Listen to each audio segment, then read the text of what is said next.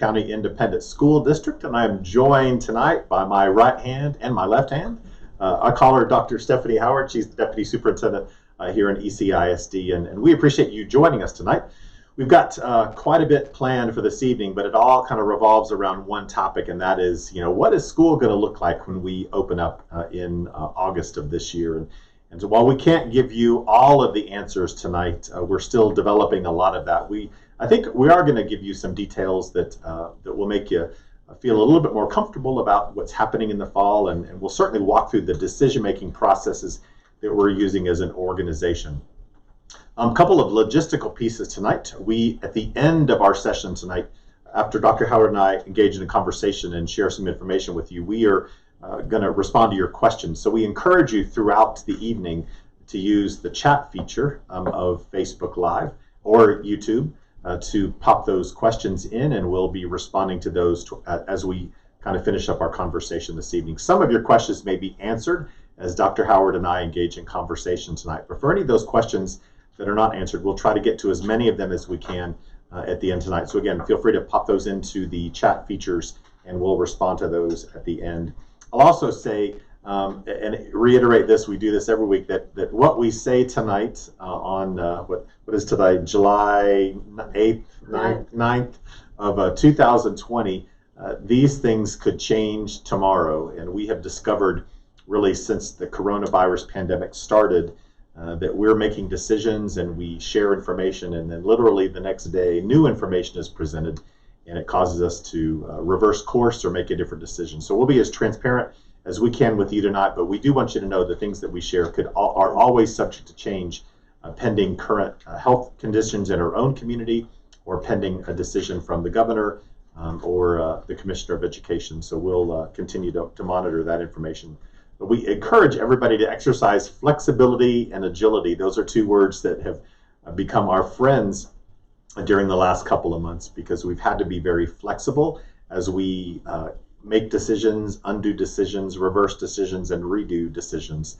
And that agility, we recognize, especially this fall, that because of COVID-19, we're going to have to constantly shift and make adjustments in the education of your children, of the community's children. So flexibility and agility, those are really two good character traits for all of us to possess as we travel through this COVID-19 environment. And I want to remind all of you about the health of our community and how important it is that we're all taking care of ourselves right now. And there are three things that we need our community to do. And this is not just moms and dads and students and staff members, but it is every member of our community. We need you to make sure that you're maintaining social distance. Whenever you are out of your home and away from people, away from family members, that you are maintaining the distance that you keep with people. Secondly, that you keep your hands clean, wash your hands frequently, use hand sanitizer. I keep it in my truck, I keep it in my office, I keep it at home. So everywhere I am, there's some hand sanitizer around, and I encourage you to do the same thing. And lastly, anytime that you leave your house, make sure you are wearing a face covering so that you can not only avoid that COVID-19 from coming into your own system, but if indeed you are perhaps affected by the virus and may not even know it because you're not showing symptoms, you can avoid sharing those germs with other people. So please keep your hands clean, please make sure you maintain social distance, and please make sure that you wear a face covering at all times so that we can maintain a healthy community, because our goal is to bring as many kids back to school as we possibly can in the fall. And the only way we're going to be able to do that is if our entire community is in a healthy place, and that's not where we are today. Our numbers, as you know, continue to rise dramatically in our community, so we'll watch that. All right, this week, the Commissioner of Education, in fact, 2 days ago, released quite a bit of information, and it was a lot of guidance that school districts across the state of Texas had been waiting for. And contained in that information, there were a few directives. These are the things that we shall do as school districts across the state of Texas. And it is not an option for us not to do these things. But the guidance was filled with many more should do's. These are the things that school districts should do, but aren't necessarily required to do. And so our team, our committees, and we'll talk a little bit about that in just a few minutes, but we've been analyzing all of that information and using that to guide the decisions that we were making as an organization. So we're using that information to inform our decisions. But tonight, I want to share just a little bit of that with you. Some things that the commissioner shared with us earlier this week, and some of these things are shall do. These are some things that we are required to do as school districts, and I think it's important that our community knows about some of these things. First of all, we are required to post publicly our plan for the upcoming school year 1 week prior to the start of school. Now, we will post our plan certainly before that, but every school district in the state of Texas is required to post their plan for learning, the plan for keeping the kids safe in our learning environments 1 week before school starts. So you'll see that forthcoming from ECISD. Another thing that we are required to do is we are required to provide opportunities and choices really for parents. For those of you that choose to have a virtual situation for your kids, in other words, you want to keep your child at home during the school year or maybe even part of the year, we are required as your local school district to provide a virtual opportunity for our families. And so you will have that from ECISD. From pre-kindergarten through 12th grade, every child will have a virtual opportunity from ECISD, and we're required to provide that. The second thing that we're required to do is to provide a face-to-face opportunity. So part of our plan is to not only provide that virtual opportunity for our families that choose that, but to also provide a face-to-face experience for those families that want to send their kids to school every day of the week. And so you as a family will have that choice. In fact, right now we have a survey out, and that survey, I'll talk about those results in just a minute, but the survey it continues to be open. And if you haven't taken an opportunity as a family in ECISD to fill out that survey, I encourage you to do that. In a few weeks, we will share another survey opportunity with you, and at that time, that will be a bit more than a survey. You'll be locked into the decision that you make, and so you'll have more information upcoming so that you can make a really informed choice about your child. So anyway, both options. You'll have a face-to-face option if that's what you want for your children, and you'll have that virtual option if that's what you want for your kids. And every school district in Texas is required to provide those opportunities for their families. We're also required to provide to you how we will take attendance, and this is going to be very interesting. Normally when we take attendance for school, it is a child is sitting in front of a teacher. But in this remote learning environment, we'll have some very unique ways to do that. And so we'll be sharing with you what that will look like as parents. And it'll be new for our teachers as well. So you'll have to bear with us as our teachers are going to have some very new and interesting ways to take attendance in a remote learning environment, because many of our kids will not be sitting in front of us. So you as a parent will have information about that in the coming weeks, and we'll share those attendance pieces for you. Some health information, you'll find this interesting. So there are some things that we're required to do as well to make sure that not only our students are healthy, but also our staff members are healthy. Our teachers, in fact, all of our staff members are required every single day before they come to campus to do a health check. We will provide that information to all of our families, all of our staff members, and they're required to do that every day before they enter campus.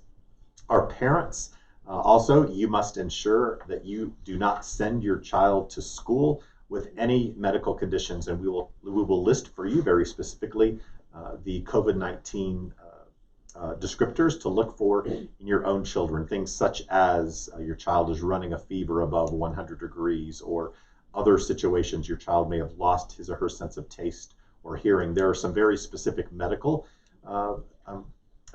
situations that you as a parent will need to look at every day to make sure that if your child does display any of those conditions, that you keep that child at home. And again, our parents will be required to do that.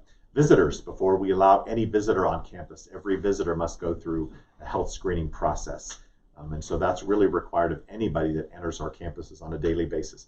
There'll be some very specific things that we will do for students and staff members once they enter campus. We'll be talking more about that in the coming weeks, but prior to anyone ever even attending any one of our buildings, you've got to do your own personal health check. Parents will do that for children, and then staff members will do that for themselves. Volunteers and visitors will also engage in those health checks.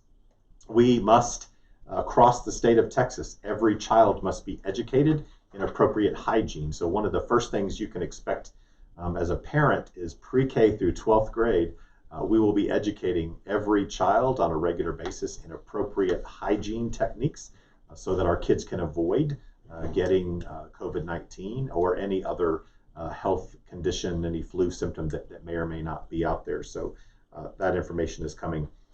Our schools, every school must follow the governor's orders. So any executive order that the governor of the state of Texas might happen to deliver, then we must follow all of the governor's orders, those executive orders. So parents and staff members, if you're watching the things that the governor is doing that may relate to businesses or things being out in public, as a school entity, we must also follow all of those orders. And we also must require our students and staff members to wear face coverings. You'll hear more about that, but parents, you and staff members, you can expect that that'll be a part of our daily routine in our school environments. And not only face masks, but we'll have face shields and gloves and other types of covering, if you will, to keep our kids and our staff members safe. So more about that in the coming weeks, but just know that those expectations will be in place for all of our students and staff members as we begin the school year. All right, so that's a little bit. We have more to share, but I want to kind of open up our camera and reintroduce our special guest tonight, and then talk a little bit with Dr. Howard about some plans that we're making as a school district. So first, Dr. Howard, thank you for joining us tonight. We have lots of people watching, moms and dads and kids and staff members. So probably most of our folks, especially staff members, know who you are. But for anybody that doesn't know who you are, who are you, Dr. Stephanie Howard? Hello, good evening, everyone. I'm Stephanie Howard. I'm the Deputy Superintendent for the school district. I've been back in the district almost 2 years. And in my current role, in normal circumstances, I'll tell you a little bit about what I do, and then I'll talk about what I'm doing right now as we prepare for opening school in a way we've never opened school before. So I work specifically with our Human Capital Division. I work with our principal supervisors who are responsible for our 42 campuses, such an important role in the district. I work with operations, which is all of the transportation, maintenance, custodial, school nutrition, and then work with athletics. So that's what I do during a normal day and normal year. But recently have taken on the opportunity to lead our opening school task force. And so we have just a large group of people working to get ready for opening school in a way we've never done before. Yeah. So in fact, I was talking with somebody today just about the opening of school, and I've been in education for 32 years. And somebody asked me the question, so what do you do in the summer? And we talked about, well, there are certain routines you do in the summer. And this particular week during the summer months is typically you're reflecting on the things that you did last year, and you're making a few tweaks and adjustments as you prepare for the opening. Well, this year we're actually recreating every single thing that we do, and so it's a busy summer. So you are leading the task force that we put in place. So tell us about the task force. Who's on the task force, and how are you organized? Yes, absolutely. So back in actually May, so we were trying to graduate students at the same time we were putting together teams to plan for opening school. And we started with 17 team leaders. And those team leaders range from all areas, because there's so much to think about as we start school. Of course, instructional delivery is at the top. How are we going to deliver instruction, whether it's in person or remote? We're preparing with 3 scenarios in mind, knowing that we very well will have to shift between those throughout the year. So, all students in the building, we're completely open. Everybody's coming to school. A hybrid model where we have some students in the building, some students doing remote learning, and then a full remote learning experience. If the governor were to close schools down, as he did last spring, we have to be prepared to shift in between those two. We have teams working on instructional space. So once we get them into the building, what does that space look like? And taking into account the need to social distance. And typically you would walk into an elementary classroom and there might be 4 students with their desks together. They're facing each other. They're sharing supplies and materials. They're interacting. And we will have to adjust that. They won't be able to sit, 4 to a table.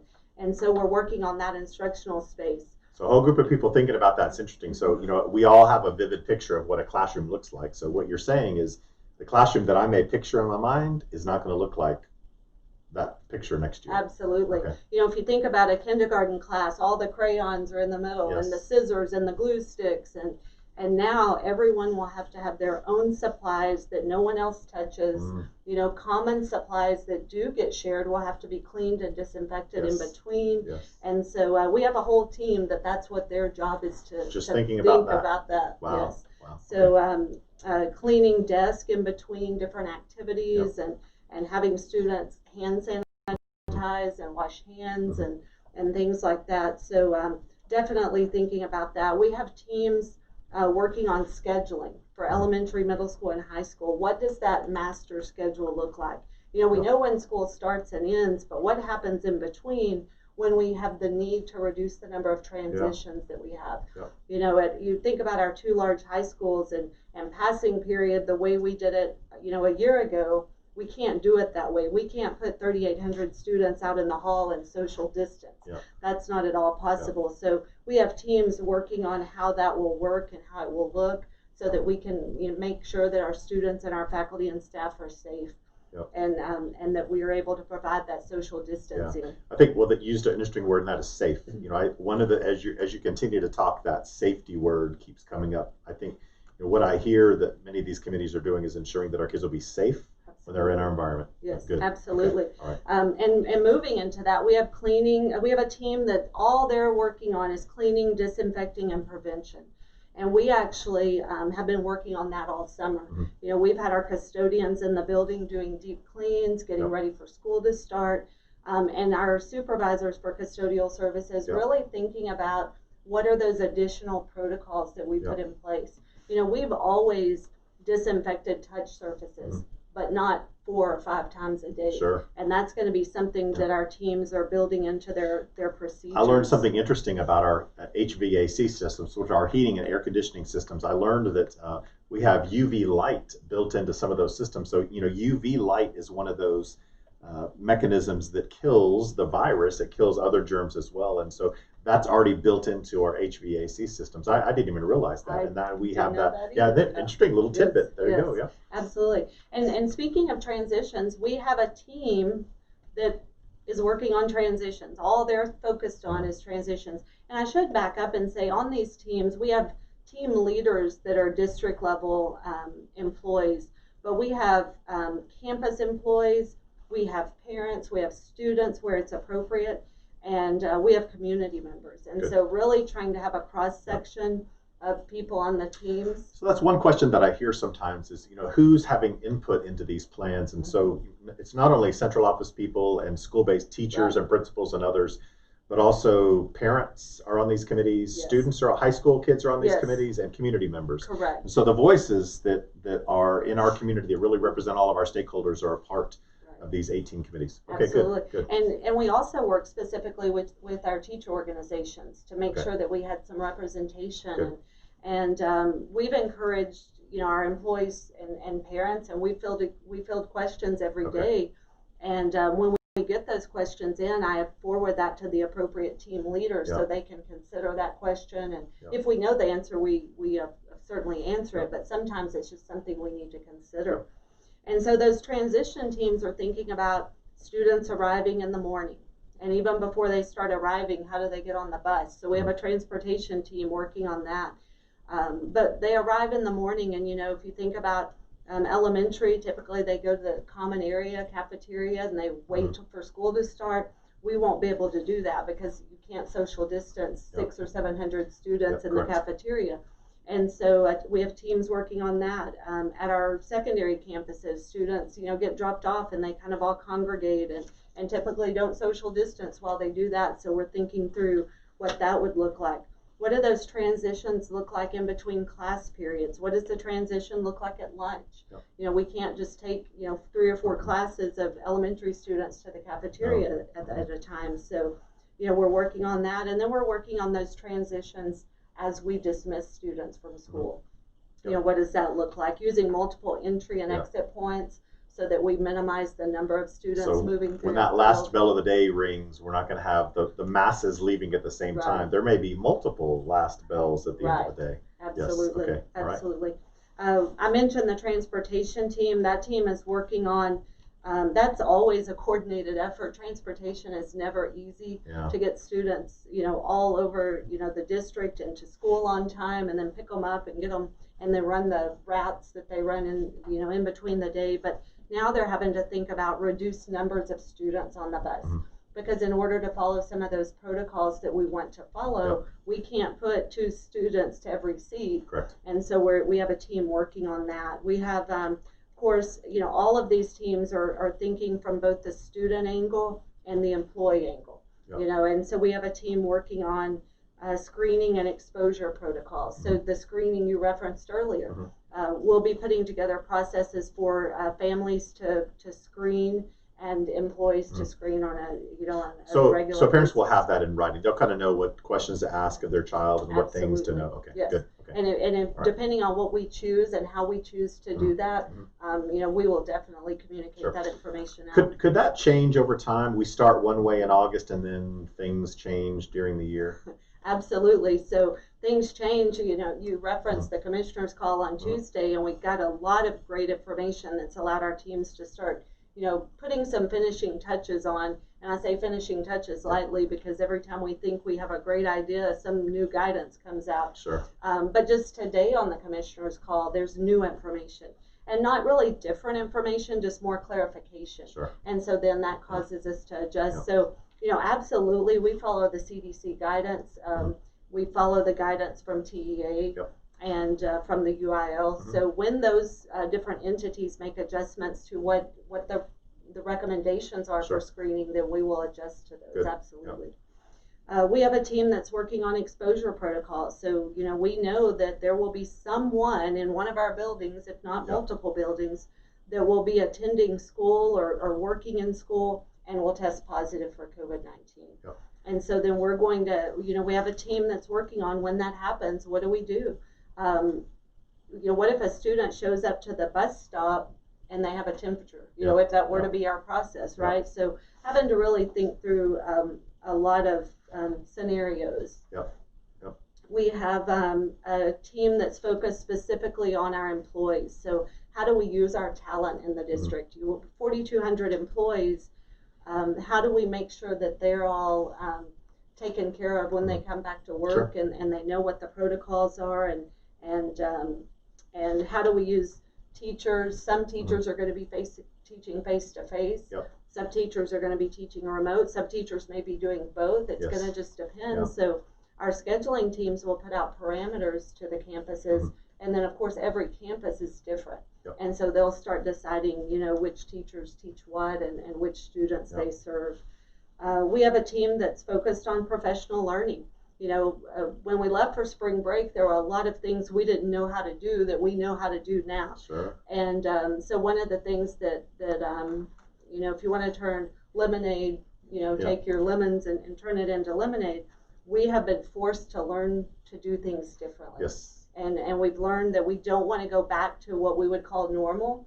We want to have that new normal. And how do we take what we've learned? And so we have a team looking at that professional learning, and how do we help our teachers, and how do we help them really utilize the technology that's out there to, even if they're teaching face-to-face again, they have learned tools that are going to make them. So I want to stop you right there, and you mentioned the word technology. So we've used a lot of technology, and especially in the spring, probably more than many teachers and students have ever used. And so one of the questions that somebody asked already tonight is about devices. So we're going to have virtual learning. Will kids be provided with devices? So we actually made a decision on that this week on Monday, and so our process is on Mondays we take recommendations to a team of our leadership team, and we decided that we're purchasing devices, and we will have devices 1-to-1, a device for every student pre-K-12. And so that's really exciting news and changes. It is, and so that's important for everybody to know. And so again, that is every kid in ECISD who needs a device will have a device. There'll be no exception to that. So that's an exciting opportunity for our kids. And we're very, very glad to be able to do that. And that's even if they decide to choose in person. That's correct. They're going to have that device to use when they're in the building, when they're out of the building. Because some of the just because you're in a building, you still may be taking a virtual course, but you're in a building, or you may be engaged in classroom. Kind of goes back to what you talked about.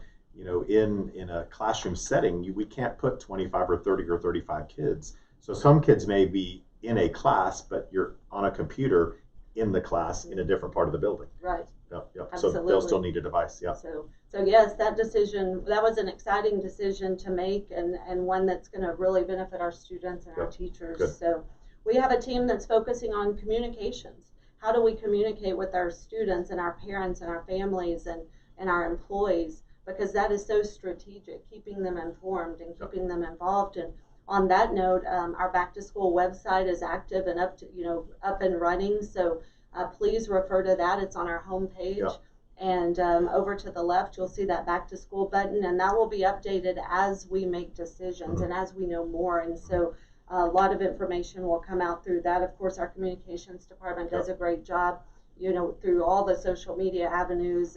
And so we have a team that's what they're working on, is making sure people know what's going on. We have a parent and community engagement team looking at how do we engage parents and volunteers and outside agencies. How does that look when we have to open up in a way we've never opened up before? So we have a team working on that. And what we do know that we've made some decisions on that is they will continue to do their training online. They'll have to go through all the screening and exposure protocols. We will make decisions kind of on a campus basis. They'll work through the development office, Celeste Potter, and work with her to decide if that's a group that could do it remotely. Could they, do a virtual bookworms, or do they need to be in the building? And of course, if they're in the building, they'll follow all the protocols that our employees follow. We have a student and family support team. This team's really looking at the needs of our students and our families, and not only that, our employees. Everyone's been through a lot since spring break. Trauma. Absolutely. And students that might never have struggled before, whether they did well with remote learning or not, they miss their friends, they miss their teachers, they miss their band director and their coaches. And I think that that's important for our parents to know. Is we recognize that our kids have had a traumatic experience. Some of them may be minor, some of them have had a pretty traumatic experience, and so we want our families to know that when we begin school, whether it's virtual school or face-to-face, whatever your child may experience, that we want to make sure that we take care of the social and emotional needs of your children, and we commit to doing that. So we are prepared to address the social and emotional needs of our children, because we know that they will exist. And it's the same thing for staff members. I know we have some teachers and others watching tonight, and we recognize that our moms and dads and staff members have also had their own traumatic experiences, and we want to make sure that not only our students are taken care of and that we accommodate for those needs, but our staff members as well. And I think that's important for our families to know. Absolutely. And that's such an important part, because we have people coming back that we don't necessarily even know what all they've been through. Absolutely. And so that's work that we're doing, and one of the things that we're committed to is meeting our students where they are, whether that's from a social emotional standpoint or an academic standpoint, because we're going to have some academic gaps, which we'll talk about next week. But we're going to meet our students where they are and meet our employees where they are, and go from there. And and to kind of stress what that means, what that means, Mom and Dad, is we recognize that kids are in different places academically because of the learning losses that have occurred either throughout the summer or during remote learning.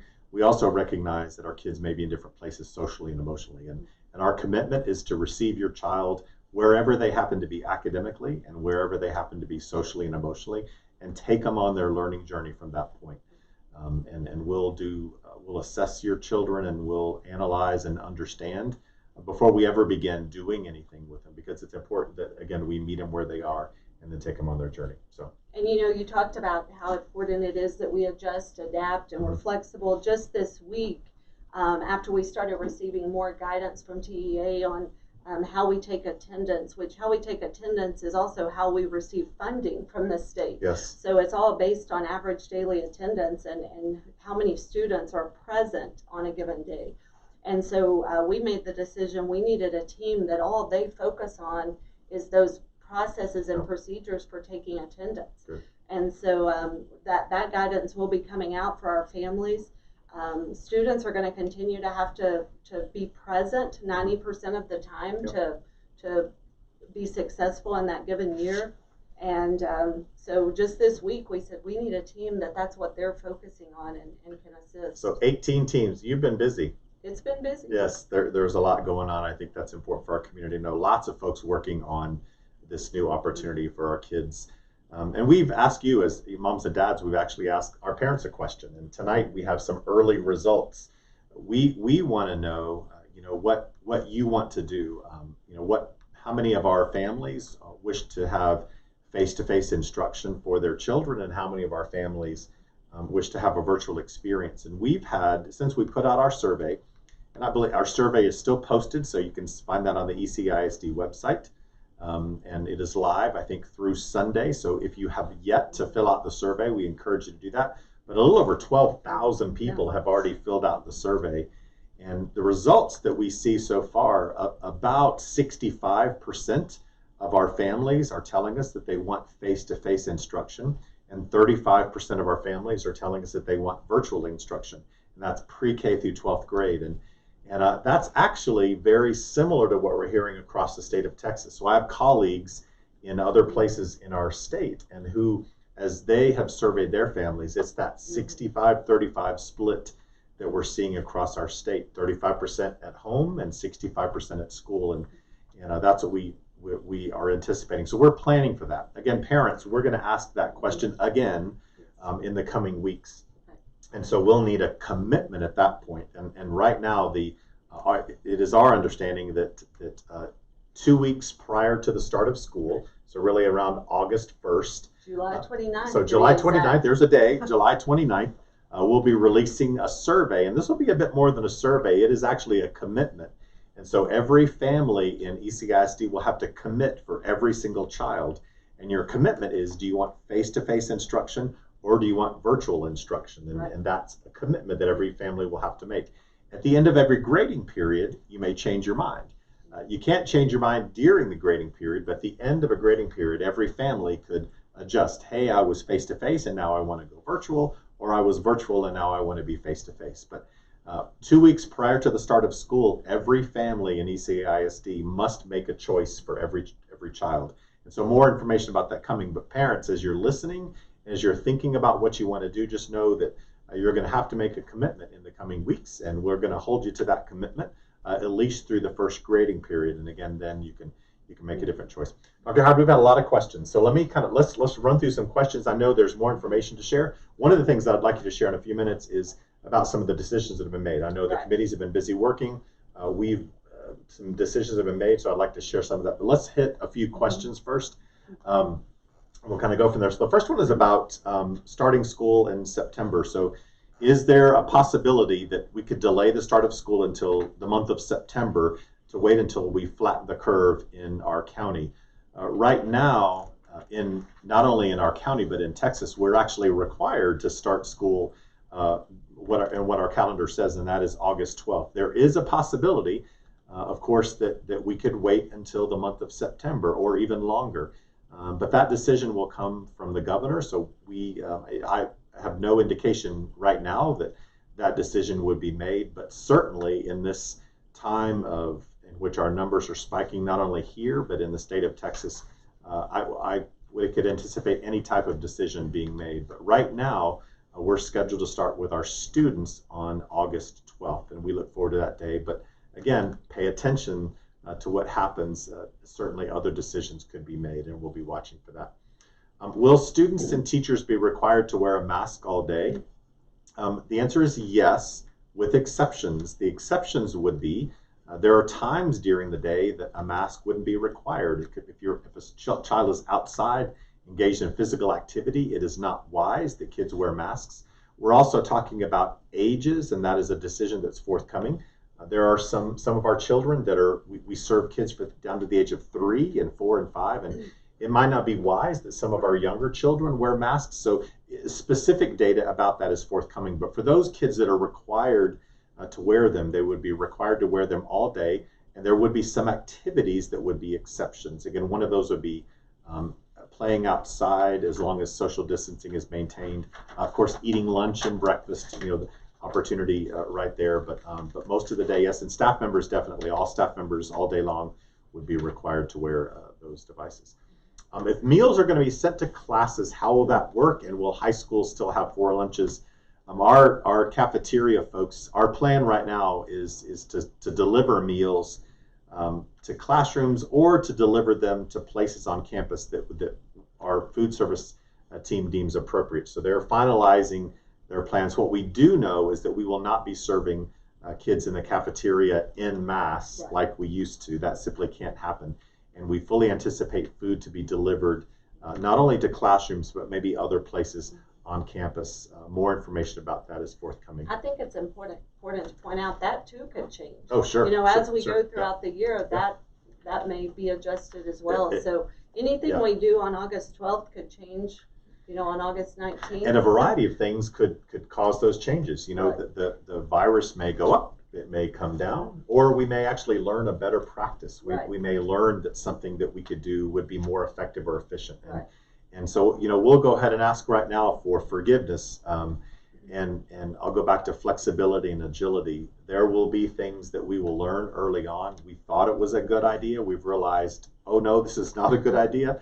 We need to do something different. And we'll be fully transparent about those things. But I can assure you, parents and staff members that are watching, that we have a team of people that are really doing their very best work, and we're making, in our opinion, what are the very best decisions. But at the end of the day, some of the decisions, we won't know the outcome until we actually implement those decisions. But I can assure you that when we see something isn't working, we'll adjust and modify. Absolutely. And one thing on that, I want to just thank our team leaders, because we've asked them to step up and take on an additional role too, right? And we ask them to stay current, check the TA website every single day, because every day something new is out. And as they learn more, to then lead their team, based on that new guidance. So another question about how will we ensure that our students wear masks? It's really the same way that we ensure that they wear shoes and a shirt and pants. It is a requirement. And so the same expectations that we have for clothing today and safety procedures would be the same procedures that our teachers and administrators would use to ensure that our kids wear appropriate. And they'll be, as soon as a child walks in the door, that's the expectation. If remote learning, if you choose the remote learning option, will actual books be provided?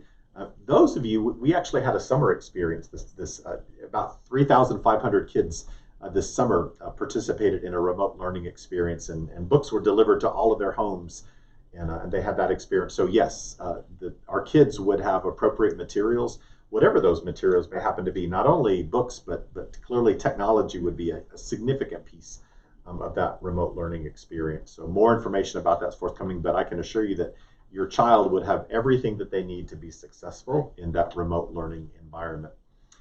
What are we offering our staff members so they can choose whether their kids are remote or on campus? And so if a staff member, an ECISD staff member, has a child, you as a parent have the same choices that every parent has. You can send your child to school face-to-face, or you could keep your child at home.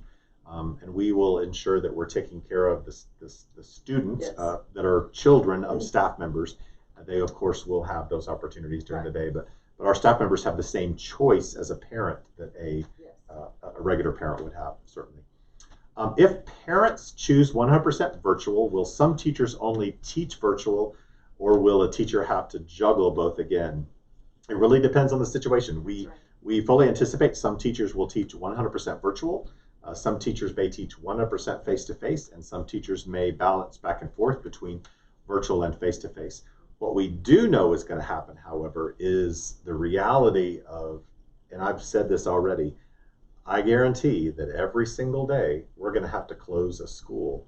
When we have a coronavirus case that occurs on campus, in fact, a student or a staff member brings the virus to campus, we've got to close that campus and make sure that it is deep cleaned, and make sure that anybody that is exposed to that kid or that teacher is quarantined. And that's going to probably have, based upon the amount of coronavirus cases we have in our community today, that's probably going to happen on a regular basis. And what that's going to mean for teachers and principals and kids and parents is that we're going to have to get accustomed to this. My school is closed tomorrow. It may be closed for a couple of days because we had a case on our campus. And so a teacher might be teaching face-to-face today, But for the next several days, they've got to teach in a remote learning environment because the school's closed and they're going to have to go back to face-to-face. Right. So, and that keeps us busy trying to figure that out. But what I think is important about that is literally having to shift from, maybe a Tuesday, Wednesday, we have to do something completely different. Yeah. And if we're not able to shift to remote learning that quickly, we don't get credit for those days or for those minutes. And so in the state of Texas, students have to go to school 75,600 minutes. I don't know who did the math to come up with that, to think that was the number. But if we have a day that we're not able to provide instruction, whether it's in the building, hybrid, or remote, then that day doesn't count. It will not be like in the spring, where we had some flexibility. And so that's something we're preparing for. So what I hear you say is we will have school every day. Yes. So there will be school every day. It could be virtual, it could be face-to-face, or it could be both. But every single day we will have school.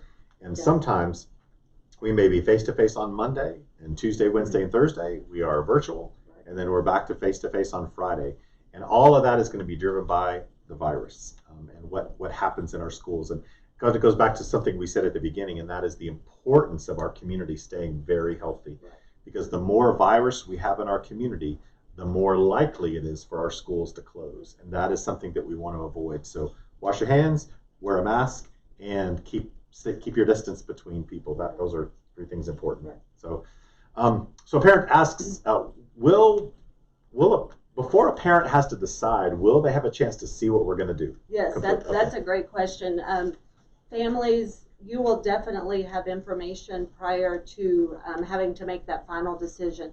As we referenced earlier, July 29th is 2 weeks prior to the first day of instruction. So by July 29th, we will ask that you commit to in-person or remote learning.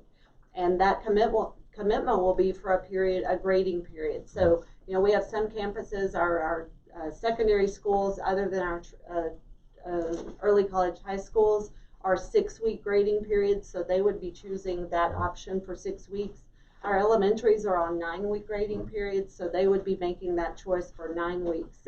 And so we have timelines, and it kind of goes back to that communication plan we were talking about. There's some key dates that we want to hit internally to provide families plenty of time to know what is it going to look like in the building, and what is the learning plan, and how will students learn if they're remote, and how will they learn. So so we want them to know, and we also want to give you a chance to ask questions, and that's why we'll continue to do not only these Facebook Live opportunities and YouTubes, but we'll make our principals and teachers accessible so parents that have questions or families that have questions, before you make your decisions, we want you to be fully informed. And that's important for us. I do want to emphasize that please don't wait until July 29th. We need every student to take the survey by noon on Sunday, because that information gives us preliminary numbers. Our campuses are ready to start building and finalizing master schedules, but right now they don't know how many students are going to do what. And so please take that survey, one for every student in the household. And that gives us preliminary numbers, and we ask that you not wait until July 29th. You will have the opportunity to change your mind if you want to by July 29th, but we do need those initial numbers to continue our work. So a question about if a student or a staff member becomes sick at school, or if we recognize some symptoms at school, do you have a committee that's working on protocols if that happens during the school day? Yes. So absolutely, we have a team working on that from both the employee side and the student side, and those students or employees will be isolated, and there are protocols then on the cleaning. And one of the reasons it's so important on minimizing transitions and mixing students up is that could help us minimize if a student is positive and they've only come into close contact with a small group of people on the campus. That might help us not have to close the whole building. Kind of goes back to limiting the movement on campus. One reason that as we develop our plan, we are very focused on limiting student movement and really adult movement too around a campus.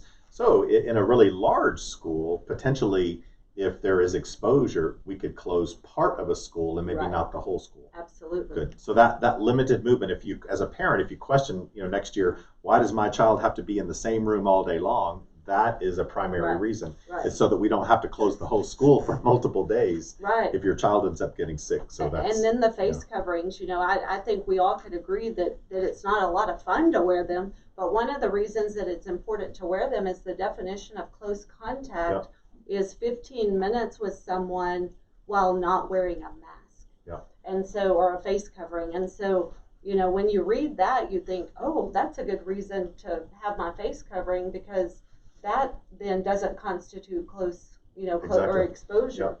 And so that's going to be really important for us as well. So to unpack that, what I heard you say is if there was a room full of kids and adults, if you will, that were not wearing face coverings, and one of them was exposed or had the virus, then we've got to close for all of them, because. But if they all had masks on or face coverings, then the answer might be different. Yes, okay, that's good to know. So another reason, again, to wear them, because it allows us to, again, serve more kids in those face-to-face environment. So a question about homebound teachers. Actually, a couple of questions that were kind of interesting about kids at home. So a question about, will homebound teachers go into student homes? And one of the nice things, actually, we won't need homebound teachers because kids can learn virtually. Right now, the law in Texas for the, up until this year, you actually couldn't learn at home unless you had a homebound teacher. But for this year, and right now it's this year only, our kids who are either sick at home because of COVID or sick with another medical condition, and in the past have needed a homebound teacher, the need for that doesn't exist anymore, because now those kids could participate in either synchronous or asynchronous virtual learning. Right. Good. I think it's important too, Dr. Muri, a lot of families, I'm a parent too, and so I have friends of, other parents. And one of the things that I think is important to point out is the remote learning will not be like it was in the spring.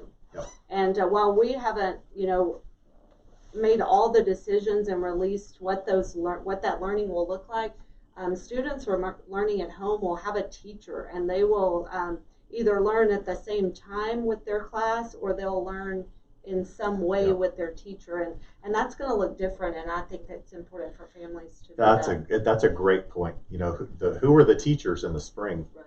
It was the parent. Yes. And sometimes it was the grandparent or the aunt or the uncle or the brother or the sister. Right. But in the fall, remote learning, the teacher will be the teacher, and that is a huge change between remote learning in the spring and then what's coming up. So that's a good thing. Good piece to point out. Let's a couple more questions. Let's see. Will every middle school and high school provide a virtual opportunity, or will that child? Yes, I will say ECISD is providing the virtual opportunity for every kid pre-K through 12th grade. But a child in the virtual opportunity would still remain a student at his or her school. Right. So if I am a student at Permian High School and I want remote learning, my teachers might not be Permian High School or might be differently, but I would still be a student at Permian High School. That's right. Yeah, okay. That's right. So that's important for families to know. Let's see. Oh, I've heard a lot about this from not only teachers and parents, and that's extracurriculars. Oh, yes. Will my child be able to participate in extracurriculars? Yes, we will still offer extracurriculars next year, just as we've offered in years past, but there will be some changes, and like band is one. Right now the medical guidance that's being provided is that kids could not play musical instruments such as a trumpet or a flute, or instruments that required a child to blow into the instrument. Chorus, our singers, those kids that are taking chorus and would not be able to do some of those functions, because singing, again, they're going to blow their air into the world. So we're waiting on some guidance from the UIL as to how we will provide those opportunities, because the last thing that we would want to do would be to take away those elective opportunities from kids that desperately want those. Absolutely. We have some amazing band, music arts programs in our system, and we don't want to take those away. So our job is to figure out, in this new world, how do we offer those to kids? So Yeah. Is there a Yes. team working on that? Yes, we actually have a team working on athletics and a team working on fine arts. Oh, good. Okay. And so we have made some decisions in those areas. First and foremost, we're going to always stay in line with the UIL guidelines. Yep. So we follow the UIL guidelines, and one of the decisions we made just this week, as you're making decisions on the survey parents and students who choose remote learning will be allowed to come to before or after school practices and rehearsals.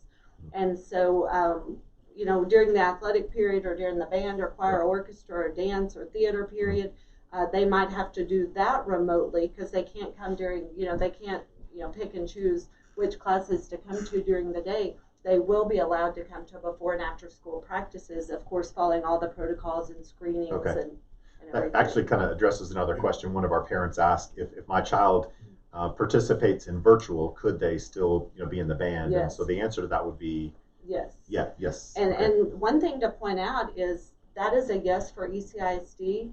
TEA has allowed that to be a district decision, and some districts are deciding if you participate in remote learning, you do not get to participate in. Yeah. But for ECISD, we believe that's too important. And so hear us say extracurriculars for our kids, critically important. And again, there may be some things that we've got to figure out, such as some of those band instruments and chorus, and there may be some others, but our goal is to make sure that we provide every opportunity for our kids that is safe as we possibly can. And Dr. Muri, on the survey, there's actually a question on the survey for our students. If you select certain grade levels in certain schools, it's going to ask parents and students if you're in athletics. And if you check yes, then you're going to get some questions. And it's going to ask her if you're in band, choir, orchestra, and so on. So please, that information will go to our athletic department, our fine arts department, so they can start making decisions and plans. Good. So again, another reason for our parents to fill out that survey. That's pretty important.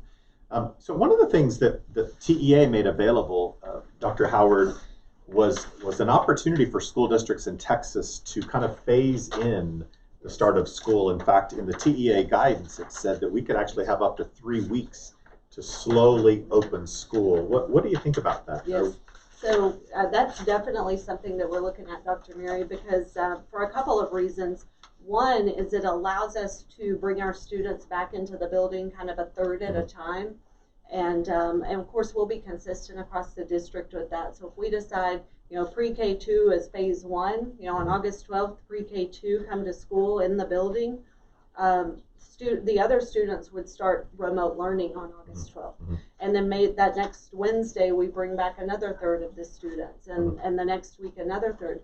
But so that allows us to do that phase, and it also allows us to practice all of our processes with a smaller group of students and make adjustments before that next group comes. So I think, the phase in, we've talked a little bit about that. That was just made public on Tuesday of this week, and we've talked a little bit internally about phase in. We like the idea, so I think parents and you could anticipate us probably doing something with the phase in approach. It makes a lot of sense, and as Dr. Howard said, it allows us to kind of practice some of those procedures to make sure that we fine-tune the execution of this work that we do with your students is critically important, and we want to make sure that we do it right. That's pretty important. And the other thing I think is important to point out, one of the other shall do's from TEA is that we will be training on day 1. All of our students will be trained on all of these safety protocols. And so that's something that our teams are putting together. So, on day 1, whether it's remote or in person, they will learn about social distancing and washing hands and which entrances to come in and out of. And so that's something that students will learn. Yeah, good. So what I hear you say is really the whole design of school, from the way we walk into the building to the way we leave the building, is going to be very different next year. Yeah, that's good. So several questions about lunch for teachers next year. And so, I was thinking about that, steak and potatoes every day for lunch. Is that kind of what? Sounds great. Does that go great? Is that the commitment for our teachers next year, to steak and potatoes every day? Maybe lobster a few days a week, so no. So will teachers have lunch? It's going to be interesting. So yes. Our teachers we do a guaranteed lunch for teachers in the state of Texas, and we do that and that is a duty-free lunch period. It means that our teachers have an opportunity to eat lunch without students, exactly, yes. without kids, and yes. so that's an opportunity, and we'll continue that next year for our teachers. Yeah, absolutely. Okay, yeah, that's good. We and will maybe let you eat lunch, steak teachers. and potato, lobster. Maybe we'll have to work on that piece. So we'll see what we can do, teachers. That'll be kind of fun. All right, a couple more questions. Special education. You know, one of the in the research that we've talked about. One of the studies that we've read said our special education students may have suffered quite a bit during the remote learning experience. So are we thinking about how we're going to support them next year? Yes, absolutely. So special education students, our bilingual ESL students, our English learners. So our instructional delivery team is really looking at all types of students as well as our scheduling teams. One of the things that we do know is that depending on that phase in, there are going to be students that need to be phased in sooner than other students. You know, if a student has been successful with remote learning and has the ability to do it at home, even though they've chosen in person, but the special education teams are absolutely doing that. Of course, they all have an attendance review and dismissal committee that will be reviewing where they are in their progress and what adjustments might need to be made based on that. Good. That question actually kind of tees up next week's Facebook Live. You know, next week, Dr. Howard, we have a very special guest that's going to join us for Facebook Live, and so we'll share this with you tonight. So next Thursday at 7 o'clock, our very special guest will be Chris Minch. Chris is the CEO of NWEA, and that organization is the group that conducted the national research that school districts across the United States of America are using to help guide the decisions we're making for kids. They conducted the research that says the learning loss that kids experienced during COVID-19 was significant. In fact, the research says that some kids may have had, in just that 3-month period of time, up to 1 full year of learning. It also says that mathematics is the single area of academics that suffered the most. And so parents and kids, I know you'll be excited, but you may spend more time in mathematics next year simply because the research says that is an area of learning loss. So Chris is going to join us live next week. We'll be excited to welcome him. He's going to share with us the research that they did. He's going to talk about the implications of that research in Ector County ISD, what it means for our kids, what it means for parents. He's going to talk to parents, and he's going to talk to our staff members as well, and what this means for us as educators and how we receive kids. So you'll be hearing more about that. Again, 1 week from tonight, Chris Minch will be our special guest, CEO of NWEA. That'll be a fascinating conversation and one that's critically important for all members of our community to hear. And I think, that makes me think of a phrase that our commissioner has used multiple times recently, that we cannot allow this health crisis to become an educational crisis. And so we have students that since spring break, some of them have not had good experiences at home learning.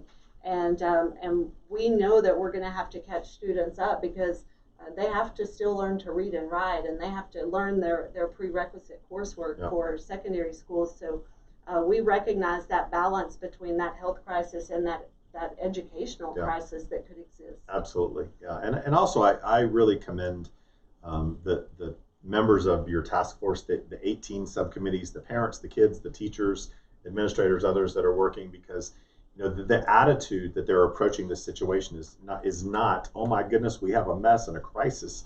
It is really, they're looking at this as an opportunity. We have an opportunity as a school district to transform education, to make it an incredibly exciting opportunity for our kids. How could we improve the quality and caliber of education that is provided for the 34,000 kids in our system? And that is the way that this committee, this task force is approaching this problem. And I can tell you right now from conversations with superintendents from not only Texas but other places, not everybody is approaching it like this. There are many districts that are putting Band-Aid pieces in place and things that will be removed, and they'll go back to the way it's always been. And we have an opportunity to move forward and to become much better as a school system because of this opportunity. So Dr. Howard, thank you for joining us tonight. Thank you for your leadership. It is not easy. It is really clear that the work that you and the committee are engaged in is powerful, but also you're creating an opportunity for our kids, and you'll make us a better system because of this body of work. So thank you. And for those of you watching tonight that are on the committee, I say thank you. One quick question that has been asked, and a lot of people, is uniforms, and we're not making a uniform change next year. That's so we'll right. go ahead and say that the uniforms will remain the same. So if you have a child that is attending a school that requires uniform, those decisions are remaining exactly the same. So if uniforms are required, they'll remain. If uniforms are not required, that decision remains the same as well. So no changes with that. And that's school supplies too, Dr. Muri. Oh, We've sure. had some parents asking, do we need to buy school supplies? And the answer to that is yes, because whether you learn at home or learn in the building, we're going to need those supplies because those teachers teaching those courses are going to use those supplies. Absolutely, absolutely. So a couple of final reminders before we exit. First of all, don't forget next Thursday night, 7 o'clock, Chris Minch will join us, CEO of NWEA. Parents, on July 29th or thereafter, during that 2-week window before school starts, every parent must choose the option for their kid. Again, those options, one is full virtual or remote learning for your child. The other one is face-to-face experience. So parents, you'll choose that between July 29th and the start of school. Once you make that choice, we're going to hold you to that choice during the first grading period. At the end of the first grading period, again, you may adjust your choice. If you were virtual, you may go face-to-face or vice versa. So you can certainly adjust that at the end of each grading period. You're welcome to do that. We will be sharing our full plan. So parents, you will know exactly what you're signing up for before you have a chance to sign up. So that's forthcoming as we, again, just this week received the final guidance from TEA. That was 2 days ago. And so as we finish analyzing that guidance and make the final adjustments to our plan, that information is forthcoming, and we look forward to sharing that with everyone in the coming weeks. We appreciate you joining us tonight. Thank you for great questions tonight, and have a good weekend, and we'll see you next Thursday night at 7 o'clock.